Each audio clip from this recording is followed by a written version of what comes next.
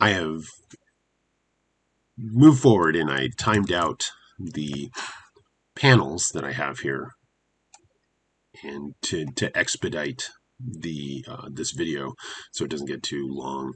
Now we do have some special type of panels. Some of you guys were talking about doing some camera movement and that kind of stuff in your work, and we can do that. You'll notice this panel, and I thought I would use this one as an example first. This panel has two things going on. This is a camera move, and so then it's called a pan and tilt. This frame here symbolizes the beginning of the frame, and if we follow the arrow down, this is going to be the end of the frame. So what we're actually doing is we're following this character's action as he slides down into the foxhole, okay, to get away from the machine gun fire. So, and you'll notice on the frame, this frame that starts the action is much smaller than our actual size frame. And so then what we want to do is we want to scale that, and then I want to make sure that I can see the background. And so I'm going to use Control Alt and Spacebar, and that's going to give me a magnifying glass, and it's going to make that smaller so I can see the whole image here. Okay. Now the other thing I'm going to do, and this is going to make things very easy to make a camera move, is I'm going to select this item. Now what I might need to do is I might need to do a copy on it. So I'm going to, I think what I'll do is I'll just copy the frame. Okay. And so I can just go and copy the frames, which is Control Alt C. And now I'm going to go into Insert. And so if you hit Control F8, or you can go into Insert, and it'll say a new symbol, and Control F8 is right here. And then I can just name my symbol and just call it tilt and pan. Why not? Okay. And it'll say, what kind of symbol do you want to make? And I want to make it just as a graphic. A button is for interactive animations that you're going to do for the web or something like that. You can, if you wanted to have a, like, oh, click here and we'll go into the next movie, that would be a button. A movie clip is it's a self-contained movie. For what we're doing to make things easier and a little bit cheaper on the export side is I'm just going to make a graphic. Okay. And so now I've got a new window. It opens up a new window. And if you actually go to the library, inside the library, you can see all of the images that I've used. Those are all bitmap images. And then it says tilt and pan, which is right here. And I'm inside the tilt and pan. And so just to make sure, you can double click that.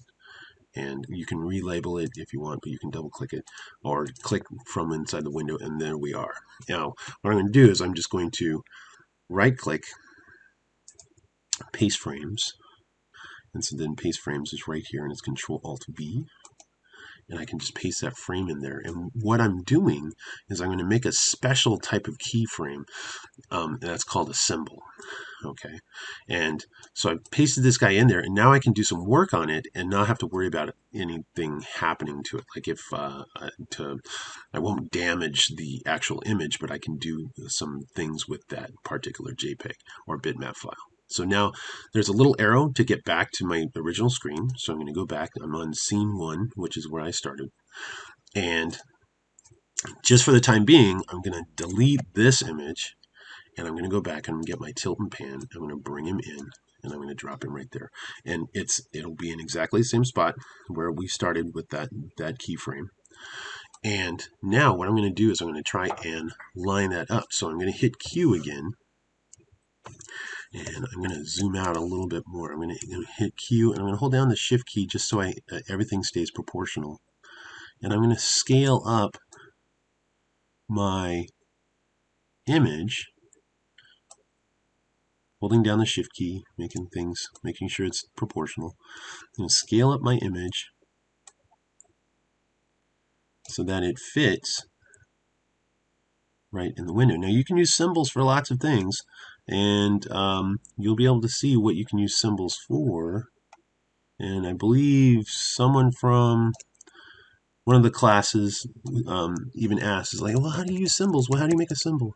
And this is how you make a symbol. So I'm using a symbol now from my library, and I'm going to be able to do this, be able to make it move. I'm sorry. And then you will see what we can do next. So now I've got it positioned into the aspect ratio. You can see the aspect is showing up through the bitmap. That's its default setting. And then I can bring this over here. This is my marker, and then I'm just going to make a new keyframe. Okay, not a blank keyframe, but make a new keyframe. So I'm going to hit the key F6. I want to make sure that you're hitting the F6 key and not the letter F and a number 6. So you're hitting the F6 key, and that's going to make a new keyframe.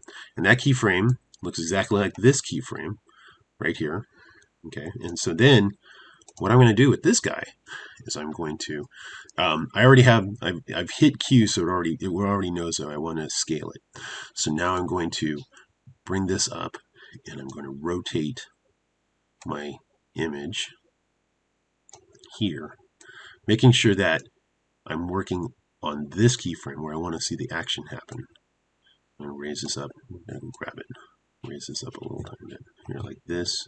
I'm just going to drop that in, and now what I'm going to do is I'm going to hold down the shift key, and I'm going to make my image smaller, or my bitmap smaller. And I'm going to just push this in there so I can get to my framing. Just a little bit more. Oops.